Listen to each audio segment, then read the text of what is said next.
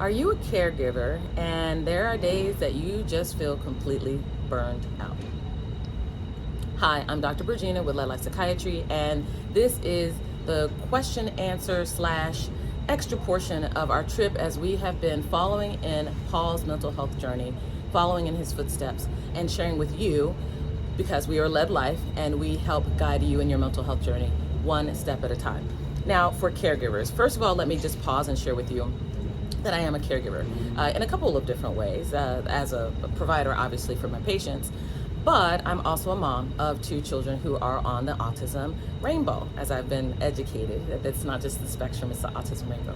So I do have two special needs kids. So both of those titles, one as a psychiatric caregiver, but also one as a mom of children on the spectrum, or children on the rainbow, gives me some very different perspectives of what it means to be a caregiver. And I have experienced caregiver burnout professionally in my occupation, which Paul specifically speaks to in the word, but also caregiver burnout as it relates to being a mom, being a parent, and having to work through some of those challenges, some of those difficulties. So we actually, Dr. Mir and I actually wrote a book for Bible study, basically for parents. It's called Come to the Table, and we talked about it from the perspective of Mephibosheth. But I'm going to share with you a couple of things that are specifically from Paul, since we're traveling on Paul's journey, that I think will be helpful for you. I know they've been helpful for me. So let's go through our points.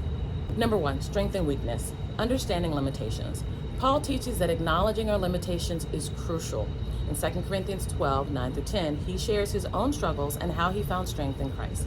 Caregivers often push themselves to the limits, but recognizing that it's okay to feel a sense of overwhelm can be liberating, but even more liberating is understanding what whelm means, so that you're not underwhelmed or overwhelmed, but you're basically sitting on an even keel. If we're recognizing our limitations, that causes us to fully be in a position to embrace Christ's grace. Paul shared about that. And it's not to remind us that we are just completely, abased, but we are imperfect beings. And our strength is made perfect through weakness. Embracing God's grace allows us to accept our limitations and seek help when needed. You do not have to do it alone. I remember being in residency, and one of my residency leaders said, if you've worried for 2 minutes, you've worried for 2 minutes too long, because you need to load the boat. You should never sink alone. There should always be someone else around you that you can rely on, someone who's been there before, someone who's been there further, a consultant, a senior resident. You don't have to do it alone. Now, spiritual resilience is another part of this strength-weakness balance. Relying on a higher power, caregivers can be allowed to renew their strength and their purpose, and this dependence can lead to greater resilience and ability to navigate difficult situations with a sense of peace. Number two, community support, sharing one another's burdens. Galatians 6:2, Paul emphasized the importance of community and carrying each other's burdens. There are groups galore. Now, maybe you tried this group and you didn't like it. There are so many different groups for folks with different abilities. I mean, everything from large national organizations to kind of quote unquote mom and pop groups and friendships that can blossom. Get an accountability partner. That's one of the best ways that I've known to be able to support myself through this journey. And building connections, it takes time. And I've heard people say, I don't have time to form a relationship because it just takes extra time. But forming a relationship with fellow caregivers, it gives you emotional support, but also gives you the opportunity to share your experience, share your advice, encourage others. That will alleviate some of those feelings of loneliness for you. And the feelings of isolation and burnout usually run together. If you're isolated, it's very much more likely that you are going to burn out. There's a reason that they have relay races, okay? And encouragement and accountability, I already shared that I have an accountability partner, I have a couple. Being a part of a community that can foster accountability allows you to take breaks, prioritize self-care, encouragement from others, and inspire caregivers to take steps towards your own well-being, and reminding you that you deserve care too. And point number three, renewal and rest, the importance of self-care. Paul teaches us, Philippians 4, 6, 7, and 8, those are some hallmark scriptures for me. Peace and mental well-being are given through the trade. Right? Prioritizing our self-care, rest, hobbies, activities. Those are things that are life and excellent and praiseworthy.